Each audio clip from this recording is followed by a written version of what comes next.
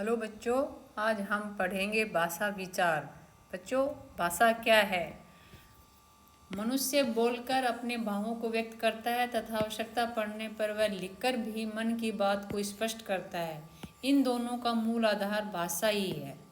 ठीक है बच्चों, तो हम लोग बोलकर अपने भाव या विचार व्यक्त करते हैं या लिखकर व्यक्त करते हैं। इन दोनों का मूल आधार क्या है? भाषा ही है। भाषा शब्द भाष धातु से बना है। तो बच्चों, भाषा शब्द किससे बना है? भाष धातु से बना है। किससे बना है? भाष धातु से। इसका अर्थ क्या होता है? बोलना। तो भाष का अर्थ क्या होता है? बोलना। जिन मनुष्य जिन ध्वनियों को बोलकर अपनी बात कहता है उसे क्या कहते हैं? भाषा कहते हैं। तो बच्चों, जो हमारा भाषा शब्द है वो भाष धातु से बना है और इसका अर्थ क्या होता है? बोलना। मनुष्य जिन ध्वनियों को बोलकर अपनी बात कहता है उसे भाषा कहते हैं। तो बच्चों, भाषा किसे कहते हैं? जब हम बोलकर अपनी बात को किसी के सामने कहते हैं, कुछ करते हैं, तो उसको हम क्या कहते हैं? भाषा कहते हैं। अपने भावों का आदान प्रदान करना। भाषा वह साधन है जिसके द्वारा मनुष्य बोलकर, सुनकर, लिखकर, पढ़कर अपने मन के भाव या विचारों का आदान प्रदान करता है। तो बच्चों, ये भाषा की बहुत ही सुंदर परिभाषा लिखी हुई देखो।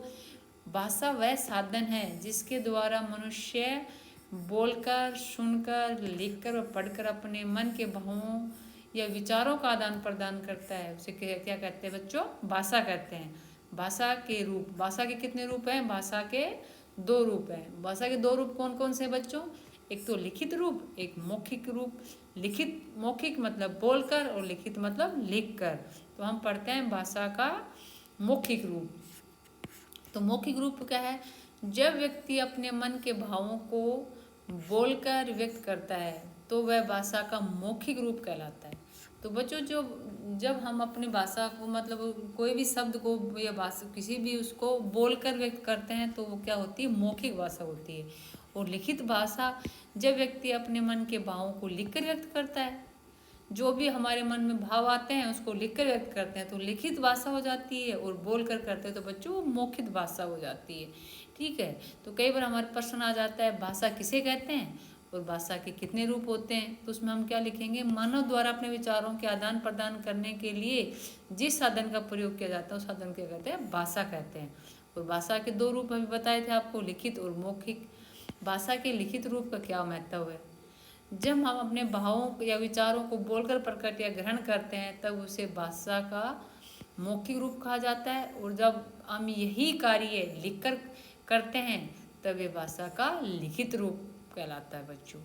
ठीक है बच्चों, लिखित भाषा का मतलब क्या महत्व है? अगर कोई भी बात हम लिख कर व्यक्त करते हैं तो उसको हम बाद में भी देख सकते हैं या दोबारा दोहरा सकते हैं कि हमने ये बात बोली थी। अब आता है लिपि। लिपि क्या होता है बच्चों? भाषा का प्रयोग करते समय हम सार्थक ध्वनियों का उपयोग करते हैं। इन्हीं मौखिक ध्वनियों को जिन चिन्हों द्वारा लिखकर व्यक्त किया जाता है वे लिपि कहलाते हैं। लिपि की परिभाषा हम इस प्रकार दे सकते हैं। लिपि किसे कहते हैं? भाषा के लिए इसकी क्या उपयोगिता है? तो बच्चों, लिपि किसे कहते हैं? मैंने छोटे छोटे प्रश्न बना दिए आप लोगों के ताकि आप करो तो आप लोगों को दिक्कत नहीं हो एग्जाम में आए तो। भाषा के लिखने की विधि को लिपि कहते हैं। लिपि क्या है बच्चों? भाषा की लिखने की विधि ही लिपि है। लिपि के उपयोग से भाषा की मौखिक ध्वनियों को लिखित रूप में सरलता से प्रकट किया जा सकता है। तो क्या महत्व है लिपि का? अगर हमारे पास अगर हमें लिखना आता है तो हम भाषा की मौखिक ध्वनियों को लिखित रूप से सरलता से प्रकट किया जाता है। व्याकरण किसे कहते हैं और भाषा के लिए इसका क्या उपयोग है? तो बच्चों, ये तो मैंने वैसे प्रश्न लिख दिया है। व्याकरण किसी भी भाषा के शुद्ध स्वरूप का ज्ञान करवाने वाले शास्त्र को व्याकरण कहा जाता है। बेटा, व्याकरण के बगैर हम शुद्ध नहीं लिख सकते। हिंदी हो, संस्कृत हो या इंग्लिश हो, हमें व्याकरण की बहुत ज़्यादा आवश्यकता पड़ती है। किसी भी भाषा के शुद्ध प्रयोग के लिए उस भाषा के व्याकरण का ज्ञान होना आवश्यक है, क्योंकि इसके अभाव में हम उस भाषा का शुद्ध प्रयोग नहीं कर सकते। ओके बच्चों, तो अब आती है हमारी भारत में अनेक भाषाएं बोली जाती हैं। भारत में कौन कौन सी भाषाएं बोली जाती हैं? हिंदी है, संस्कृत है, पंजाबी, उर्दू, कश्मीरी, बंगला, उड़िया, तेलुगु, असमिया, सिंधी, गुजराती, बोडो, डोगरी, मैथिली, कन्नड़, संथाली, मणिपुरी, कोंकणी, संथाली, दो बार आ गए बच्चों, मलयालम, नेपाली, मराठी। इस प्रकार अब भारत में निम्नलिखित कितनी भाषाएं बोली जाती है बच्चों? भारत में कितनी भाषाएं बोली जाती है बताओ? भारत में 22 भाषाएं प्रचलित है। ये याद रखना बच्चों, कई बार एग्जाम में आ जाता है कि हमारे भारत में कितनी भाषाएं हैं। अभी 22 भाषाएं बोली जाती है। हिंदी भाषा से ही संस्कृत भाषा से हिंदी भाषा का जन्म हुआ। तो बच्चों ये भी एक अच्छा प्रश्न बनता है। कई बार आ जाता है कि संस्कृत भाषा का जन्म कैसे हुआ, न हिंदी भाषा का जन्म कैसे हुआ? तो किससे हुआ था? संस्कृत से।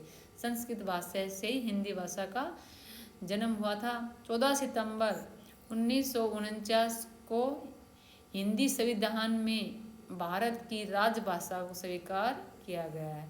तो बच्चों एक प्रश्न ये भी बन जाता है कि हिंदी को राजभाषा कब स्वीकार किया गया? 14 सितंबर 1949 को। भारत के अधिकांश हिस्सों में यही भाषा बोली जाती है और समझी जाती है। हिंदी भाषा की 5 उपभाषाएं हैं। तो भारत में ज़्यादातर हिस्सों में, अधिकांश हिस्सों में कौन सी भाषा बोली जाती है बच्चों? हिंदी। और हिंदी की कितनी उपभाषाएं हैं? हिंदी की हैं 5 उपभाषाएं हैं। कौन कौन सी हैं ये उपभाषाएं? पूर्वी हिंदी, राजस्थानी हिंदी, पहाड़ी पश्चिमी हिंदी और बिहारी हिंदी। तो बच्चों इसमें पूर्वी हिंदी में क्या आता है? अवधी आती है, बघेली, छत्तीसगढ़ी, जयपुरी, मारवाड़ी, मेवाती। और राजस्थानी हिंदी में आती है मालवी। पहाड़ी हिंदी में आती है गढ़वाली, कुमाऊनी, हिमाचली।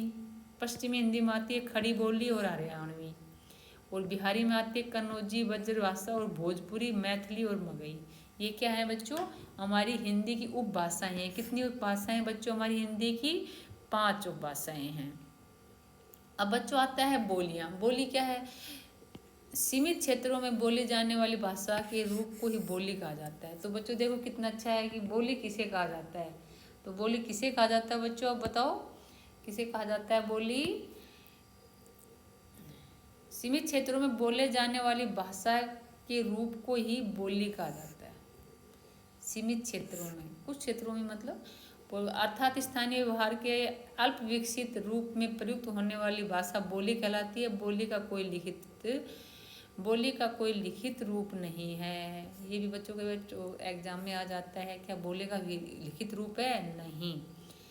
अब एक छोटा टॉपिक दे दिया व्याकरण। भाषा को शुद्ध रूप में लिखना, पढ़ना और बोलना सिखाने वाला शास्त्र व्याकरण कहलाता है। तो बच्चों व्याकरण तो हमें पता होना चाहिए क्या है। अगर हमें व्याकरण का नहीं पता होगा तो हम भाषा को शुद्ध रूप से लिख और पढ़ नहीं सकते हैं।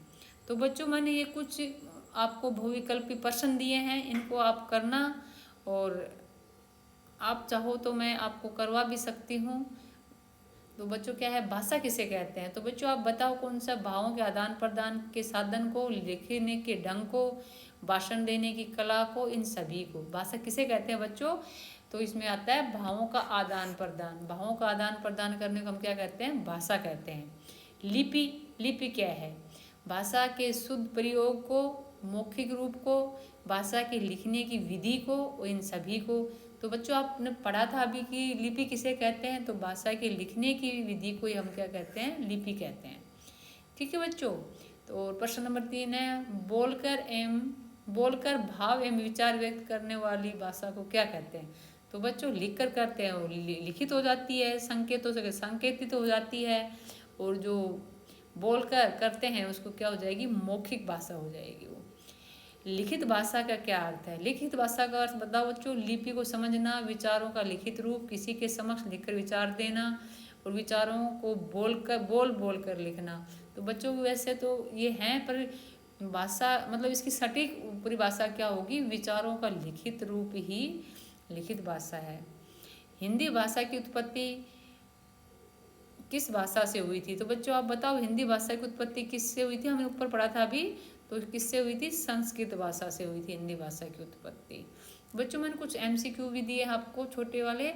भाष धातु का क्या अर्थ है? भाष का मतलब अभी ऊपर बताया था बच्चों मैंने आपको, क्या है? बोलना। भाष का क्या अर्थ है? बोलना। वाद विवाद, भाषण आदि का संबंध भाषा के किस रूप से होता है? तो विवाद विवाद हो गए तो बच्चों हम बोल के ही करेंगे वाद विवाद, तो मौखिक हो गया। 8वीं अनुसूची के अनुसार भारत में कितनी भाषाओं को संवैधानिक मान्यता मिली? कितनी को मिली बच्चों? 22 भाषाओं को मिली है। बोली किसे कहते हैं? भाषा के क्षेत्रीय रूप को बोली कहते हैं, इसको हम लिख नहीं सकते हैं। भाषा की मौखिक ध्वनियों को किसके द्वारा लिखित रूप दिया जाता है? तो पत्र, ईमेल, एसएमएस और व्हाट्सएप आदि से।